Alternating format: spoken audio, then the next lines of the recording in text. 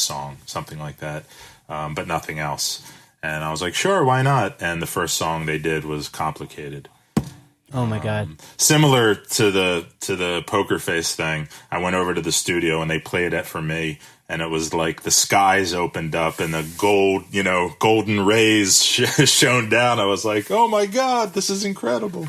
It's like the artist had finally like found their voice. Exactly. It just and it was, it was clearly a big pop song. It was like everything, together, the perfect storm of goodness. So yeah.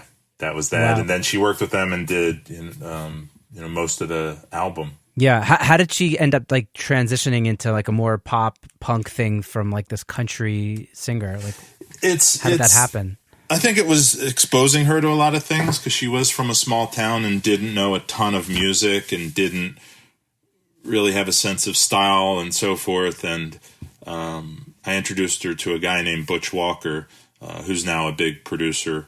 But back then he was an artist that I had signed, and he sort of dressed the part and the punk rock thing and loved the music and kind of started to turn her on to stuff, and it just built up, and she loved Sum 41. And at the time, Britney Spears was so big, and we were all like, wow, she's kind of like the anti-Britney Spears, and that sort of became the marketing ploy, I guess, from the get-go.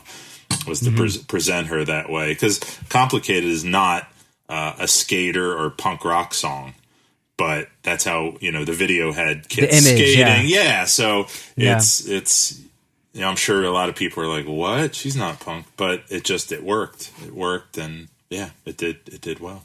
So I guess what's one thing that you would share with our audience, who are mostly like producers, audio engineers, that you think is important to know about in terms of like major labels, and something that I didn't ask you about? I think one thing for producers for sure that I think is very important is finding your own artist.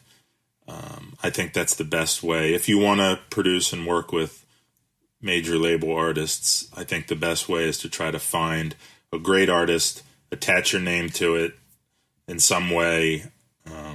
Hopefully you can do it without some sort of deal, because that scares artists away. But at the same time, if you don't do something with them, then very often they have a tendency to go elsewhere and leave you holding the bag. But that aside, I think it's really important to work with those artists and build them. And then if Warner Records swoops down and signs them, well, now they know you too and like your production. And the next thing you know, you're working on this artist or that artist. So I think it's like currency. Having a great new artist is like, having capital that you can spend, in my opinion.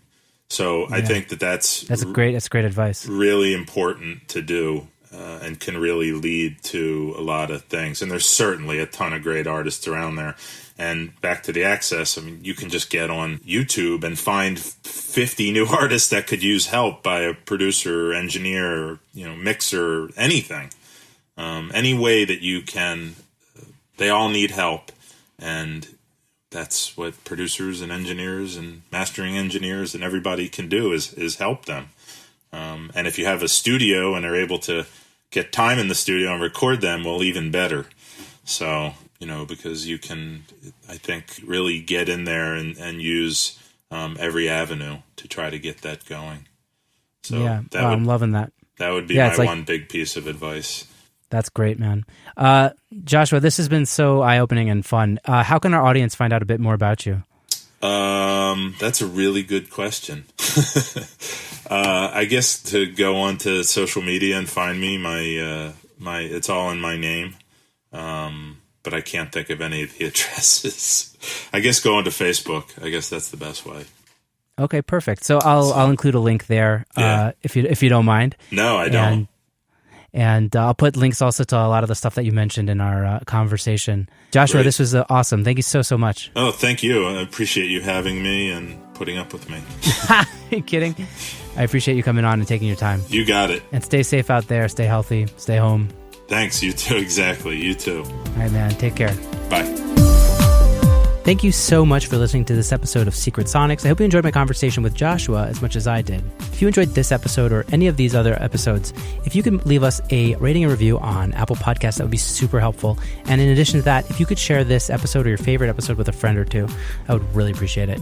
In addition to that, you can find us on social media. We're on Instagram and Facebook. Just search for Secret Sonics. And you can email me at secretsonics@gmail.com if you have any feedback, questions, or have anybody you might want to recommend to have on the show. All right, guys, take care. Have a great week. Stay safe, stay home, stay healthy. And until next time, dig in and bye-bye.